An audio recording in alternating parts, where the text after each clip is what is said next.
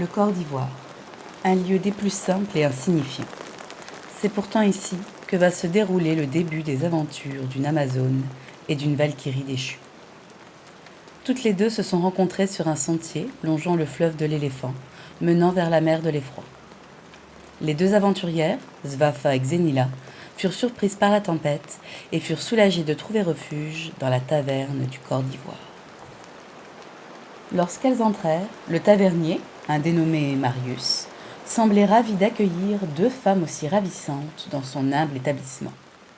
Il les invita à s'installer et à se sécher auprès de son feu de cheminée.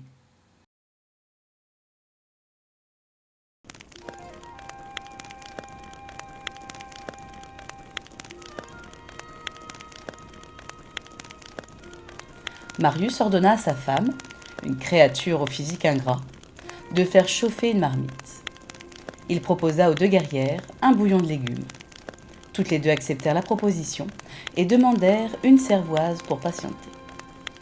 Ne se connaissant que depuis peu, elles se racontèrent leur histoire avec leur boisson entre les mains.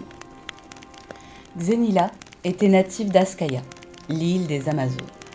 Elle a accompli un voyage lui permettant d'achever sa formation. Elle était sur la route du retour lorsqu'elle fit la connaissance de Svafa. Au moment où la Valkyrie s'apprêtait à lui raconter son histoire, les repas venaient d'être servis. Toutes les deux mangèrent avec appétit. Entre deux bouchées, Svafa narrait son histoire, se déroulant sur les terres du Valkheim. Bien que l'amour lui était interdit, elle avait succombé au charme d'un jeune homme sur les terres.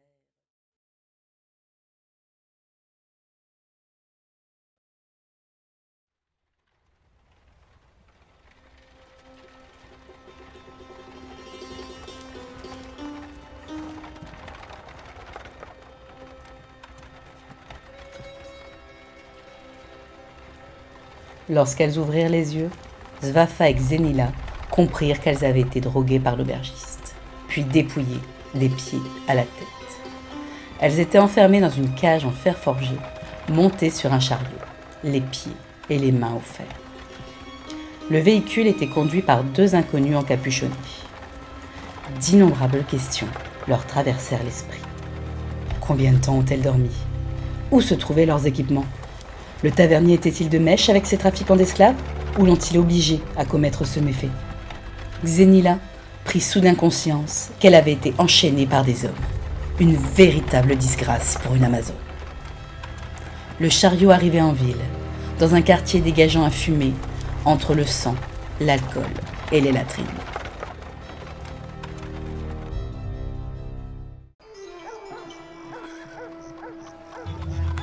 Le cocher s'arrête devant l'arrière-porte d'une taverne. Il frappe et demande à voir Rabius. Un petit barbu, bien portant, vêtu d'une tunique en soie, fait son apparition. Bien qu'il parle la langue impériale, son accent le trahit. Ce Rabius était originaire du pays désertique des Krames. Un marchand d'esclaves, avec un tel accent, vêtu d'une toge, Svafa et Xenila comprirent qu'elles étaient sur les terres de l'Empire de Fer. Le cocher présenta ses prises aux marchands, ainsi que leur équipement qu'ils tenaient dans un sac. Le visage de Rabius s'illumina lorsqu'il comprit qu'une Amazone et une Valkyrie étaient dans la cage. Il donna une bourse bien pleine au cocher et appela ses gardes pour les faire sortir. Les hommes de Rabius sortirent les deux prisonnières de la cage en tirant sur une chaîne attachée à leur cou. Svafa tenta de se débattre, mais le garde était plus fort. La belle Valkyrie fut traînée sur le sol. Xenila était désarmée, dans tous les sens du terme. Le déshonneur lui fit perdre toute envie de se débattre. Mais dans un regain de fierté, elle envoya un crachat au visage de Rabius. Celui-ci retint sa main et les fit entrer dans son bâtiment, où elles furent lavées, maquillées, coiffées et affublées d'une tenue dévoilant plus qu'elle ne cachait. Les guerrières, abaissées dorénavant au rang d'esclaves, furent traînées dans un couloir aboutissant à une estrade. Montées dans une auberge luxueuse, abritant des clients s'adonnant à tous les plaisirs. Rabius fit son entrée et présenta ses esclaves plantureuses, sans omettre de mentionner leurs origines guerrières. La foule s'avança brusquement vers la scène, les yeux exorbités, comme si la plus belle des déesses s'offrait à eux. Ils se bousculèrent en hurlant leur prix. Dans toute cette foule déchaînée, 3 hommes retinrent l'attention des 2 prisonnières si convoitées. convoitée. Ils étaient calmes et se tenaient devant elle, comme si ils étaient les seules personnes présentes au sein de cette auberge. Bien qu'ils étaient encerclés par la foule en route, personne n'osait ne serait-ce que les effleurer. Le premier était vêtu d'un uniforme impérial. Une chose était sûre, c'était un haut gradé. Le second devait sûrement être gladiateur, mais pour se tenir là seul, sans aucun maître, il devait être redoutable. Le dernier était un archer, portant une armure d'origine impériale certes, mais ce n'était pas un uniforme. Tous les trois semblaient intéressés par l'achat potentiel de ces deux guerrières, mais pas pour les mêmes raisons que les autres. Svafa était prise d'un mélange de curiosité et de fascination pour le troisième guerrier. Elle s'assit au bord de la Seine et se pencha en fixant l'archer, offrant une vue imprenable sur sa poitrine provocante. Celui-ci s'avança vers elle avec un sourire en coin. Xenila opta pour une autre technique. Elle en avait fini avec le déshonneur. Elle était décidée à prouver qui elle était. Après tout, il n'y avait qu'un seul garde qui tenait sa chaîne. Elle choisit donc de révéler son principal talent. L'archer entama la conversation avec Svafa. Il était tout disposé à les acheter toutes les deux, à condition qu'elles ne lui fassent pas subir le même sort que le garde tombé de l'estrade.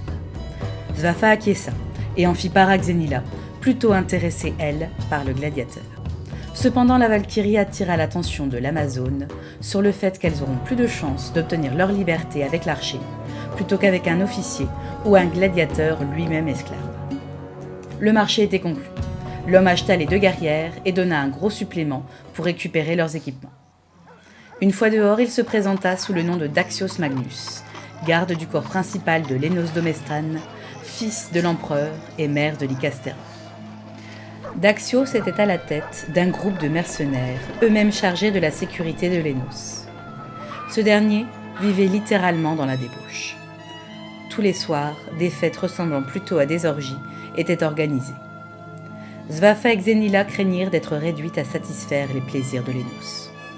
Daxios les rassura assez vite. Il les avait achetés car des gardes du corps déguisés en danseuses serait une astuce qu'aucun attaquant ne verrait venir. Il leur proposa un marché. Elles devraient travailler pour lui, le temps de rembourser leurs coûts. Par la suite, il leur rendrait leur liberté. De toute manière, Svafa et Xenila n'avaient pas d'autre choix que d'accepter. Aussitôt Daxios les libéra de leurs fers. Tous les trois prirent le chemin vers le palais précédé par 3 mercenaires de l'archer. Une fois au palais, Daxios fit découvrir à ses 2 nouvelles acquisitions la salle principale où se déroulaient les fameuses orgies du fils de l'empereur. Celui-ci se tenait sur son trône, dégustant des fruits à même le séant d'une jeune esclave. Il accueillit son garde du corps les bras ouverts. Mais son attention fut vite attirée par l'Amazone et la Valkyrie. Daxios fit part de son idée de faire passer les 2 guerrières pour des danseuses. Le jeune impérial était enchanté par cette idée et les mit tout de suite à contribution.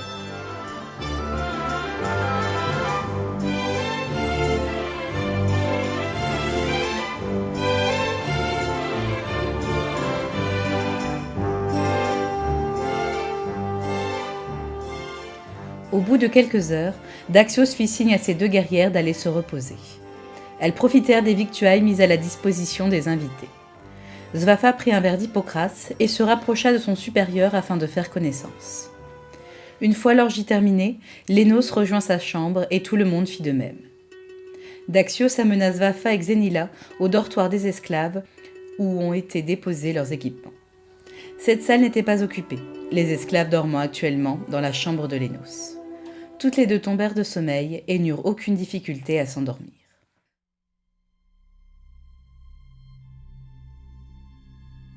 Cependant, les 2 héroïnes furent réveillées par un grincement de porte. Discrètement, chacune saisit son arme, tout en faisant semblant de dormir. Elles écoutaient les chuchotements des 2 intrus. Et leurs intentions envers elles étaient peu convenables. Lorsque le premier homme tenta une approche dans le lit de Svafa, elle lui fit comprendre qu'elle n'était pas d'accord. Xenila attaqua directement le deuxième avec sa lame d'Amazone, mais sa tentative échoua. Svafa fit de même avec son fouet, mais cet intrus avait été bien formé au combat. Il attaqua à son tour avec son épée. Sa lame et celle de Xenila se heurtèrent et se bloquèrent l'une contre l'autre. Tous 2 entamèrent une confrontation de force. Daxios fut réveillé par le bruit. En arrivant à la chambre, il découvrit un de ses hommes le nez en sang, allongé contre le mur, et le deuxième, lame contre lame, avec l'Amazone. Daxios était foudrage. Il les fit sortir et mettre au fer. Il s'excusa auprès des deux guerrières et prit un bref instant pour admirer Svafa dans le plus simple appareil, avant de repartir.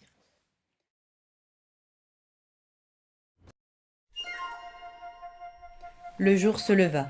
Léos dormait encore, mais Svafa et Xenila étaient réveillées et elles en profitèrent pour visiter plus amplement le palais et trouvèrent les bains. Svafa se dénuda et se prélassa. Xenila se contenta de s'asseoir et de tremper ses pieds. Daxios entra dans la salle, mais ne s'annonça pas immédiatement. Ce n'est qu'au bout d'un moment que Xenila remarqua sa présence. Leur supérieur reprit ses esprits et leur demanda de garder la porte principale, car les deux mercenaires chargés de cette tâche avaient été mis au fer la nuit dernière. Elles s'exécutèrent. Une fois postées devant la porte, elles observèrent les alentours. Seules des phalanges de l'Empire passaient devant la porte. Le temps passait lentement. Entre les mercenaires et les troupes impériales, qui oserait forcer l'entrée du palais ? Au bout d'un instant, Xenila distingua une silhouette dans une ruelle. En observant plus attentivement, elles reconnurent toutes les deux le haut gradé de l'auberge de Rabius. Il finit par s'avancer calmement vers elles. Il se présenta comme le commandant Vigos Arameur et leur proposa un travail à accomplir le soir même. Un travail qui requiert une certaine discrétion en échange de leur liberté immédiate et définitive, ainsi que d'une paye bien fournie. La perspective de retrouver leur liberté intéressa les deux gardiennes, mais l'idée de trahir Daxios les séduit beaucoup moins. Vigos leur laissa un délai de réflexion. Si jamais elles acceptent, elles devraient se rendre à la caserne des phalanges de fer avant la nuit. Toutes les deux quittèrent leur poste afin de s'entretenir avec Daxios. Une fois la situation expliquée, celui-ci comprit que Vigos accomplirait un coup d'État en assassinant Lénos. C'est un danger que l'empereur redoutait, et c'est pour cette raison que Lénos fait appel à des mercenaires pour assurer sa sécurité, plutôt qu'à des soldats des phalanges de fer. Xenila proposa de s'infiltrer dans les rangs de Vigos et de saboter son coup d'État, en échange de leur liberté immédiate. Daxios hésita. L'achat des deux guerrières lui a beaucoup coûté. Il leur proposa 1 mois de service. Elles finirent par accepter. Après tout, Daxios avait montré que c'était un homme d'honneur.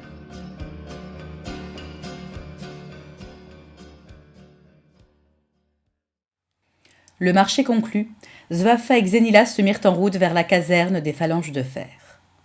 Elles arrivèrent devant une porte en métal avec 2 gardes postés. Elles demandèrent à être annoncées auprès du commandant Vigos Arameur. Celui-ci arriva aussitôt et les invita à le suivre dans ses quartiers. Les craintes de Daxios s'étaient fondées. Vigos souhaite renverser Lénos et prendre sa place. Prendre Licastera serait un premier pas vers une prise de pouvoir totale sur l'Empire de Fer. L'empereur et ses dirigeants laissent pourrir l'Empire, alors que de nombreuses menaces rôdent, notamment les attaques barbares. Il est temps qu'une personne responsable se mette à la tête de l'Empire. Le rôle de nos 2 héroïnes serait de s'infiltrer dans le château et de tuer uniquement Lénos.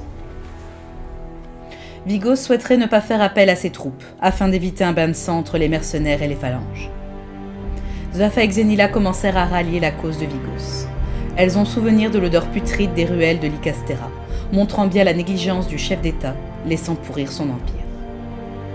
Svafa demanda alors à Vigos ce qu'il compte faire de Daxios et de ses mercenaires une fois le fils de l'empereur exécuté. Ces derniers ne les intéressent aucunement. Si Lénos meurt, c'en serait fini de leurs engagements et ça s'arrêterait là. Avec une certaine culpabilité, Svafa et Xenila acceptèrent d'aider Vigos. Elles retournèrent au palais, la salle principale en pleine orgie, comme à son habitude. Daxios leur demanda de lui faire un rapport. Elles lui répondirent que l'attaque serait prévue pour le lendemain soir, ce qui était un mensonge. Daxios reprit son poste. Les 2 infiltrés s'approchèrent de Lénos. Elles remarquèrent une esclave, la tête glissée sous la toge du jeune chef d'État, en train d'assouvir ses désirs, pendant qu'une autre l'embrassait goulûment. Elles tentèrent d'obtenir son attention afin de l'attirer dans sa chambre et de le supprimer discrètement. Mais le plaisir procuré par son esclave mélangé à l'abus d'alcool supprima toute attention à Lénos, qui ne prêta même pas un regard aux 2 guerrières plantureuses. Daxios s'approcha à son tour et leur demanda ce qu'elles cherchaient à faire. Xenila ne sut quoi répondre. Un air suspicieux se dessina sur le visage de Daxios. Sans réfléchir, Svafa attrapa Daxios par le cou et l'embrassa sauvagement en enfonçant sa langue dans sa bouche. Puis elle plongea son regard dans le sien en lui demandant d'avoir confiance en elle. Daxios regarda la belle Valkyrie et ne prêta attention à rien d'autre qu'à ses yeux. La réaction de Daxios ne se fit pas attendre. Xenila se retrouva avec les Nos et ses esclaves, ainsi que 2 mercenaires de chaque côté du trône. Svafa se libéra de l'étreinte de son nouvel amant et lui suggéra d'aller l'attendre dans son lit. Elle se retourna vers le trône et demanda aux gardes d'amener les Nos dans sa chambre par ordre de leur chef. Puis elle se précipita vers Daxios avec un certain empressement. Les 2 gardes se fixèrent d'un air perdu. Xenila insista en leur rappelant que c'est un ordre de leur supérieur. L'un d'eux quitta son poste afin de demander confirmation. Xenila tenta alors le tout pour le tout, et elle dégaina sa lame d'Amazone. Et d'un revers, elle égorgea les Nos et supprima le garde avant même que celui-ci ne dégaine son épée. Les invités assistèrent impuissants à la scène et s'enfuirent un hurlant. Daxios était sur son lit, en train d'embrasser Svafa. Puis il s'arrêta lorsqu'il entendit des cris. Il s'interrogea et ne voulut pas admettre avoir été manipulé. Le garde encore en vie posté auparavant auprès du trône va lui annoncer la mort de Lénos. Daxios regarda Svafa, les yeux remplis d'un mélange de rancœur et de tristesse. Elle tenta de lui expliquer les raisons qui l'avaient poussé à se rallier à Vigos. Daxios était en plein désarroi devant la Valkyrie, quand soudain, à l'autre bout de la lance, se tenait un homme au corps élancé, portant une armure de bronze. Il s'agissait d'un prince prêtre de Tricania, un pays d'esclavagistes, adeptes de la magie maléfique. Il déclara que l'incompétence de Daxios avait gâché ses plans. Il tua l'autre garde et s'apprêta à faire de même avec Svafa, mais il s'enfuit au bruit de nombreux pas courant vers la chambre. Xenila entra et découvrit les 2 corps étendus. Avant même que Svafa puisse lui expliquer, 2 autres gardes entrèrent dans la chambre et découvrirent le corps de Daxios. Ils attaquèrent aussitôt les 2 aventurières, mais ils n'étaient pas de taille. Svafa et Xenila se ruèrent vers la porte de sortie. Elles furent attaquées par 2 mercenaires en poste devant la porte. La soif de liberté des 2 guerrières fut la plus forte. Cependant, une flèche frôla l'épaule de Xenila. Une dizaine d'archers se tenaient sur les remparts du palais, sur le point de décocher une nuée de flèches sur les 2 héroïnes. Elles furent cependant sauvées in extremis par les phalanges de Vigos. Une quinzaine de soldats formèrent une carapace avec leurs boucliers. Ils entrèrent dans le château afin de s'abriter des flèches. Dans le grand hall, une dizaine de mercenaires se postèrent autour de la formation. Mais en l'absence de leur chef, ils étaient désorganisés, perdus, et ne firent pas le poids face à des phalanges impériales coordonnées par un commandant exemplaire, soutenu par une Amazone et une Valkyrie.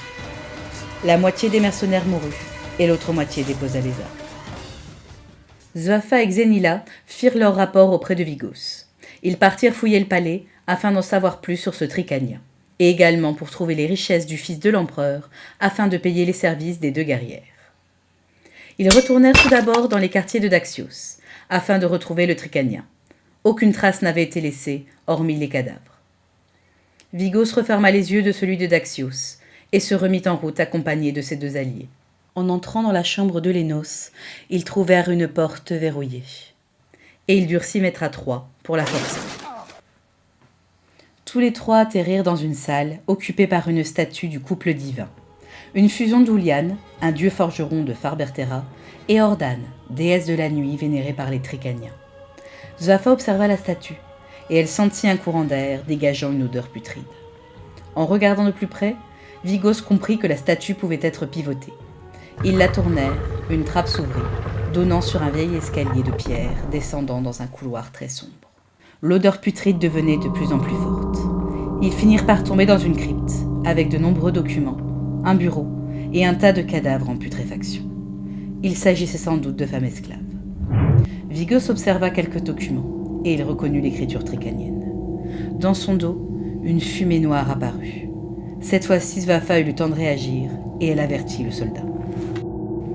Ce dernier s'éloigna de la fumée, laissant apparaître le tricanien, accompagné d'un mastif démoniaque. Vigos fut le premier à réagir. La protection du tricanien le sauva. Xenila et Svafa se chargèrent du mastif démoniaque. Elles lui assénèrent des coups qui auraient fait flancher une créature normale. Mais ce n'était pas son cas.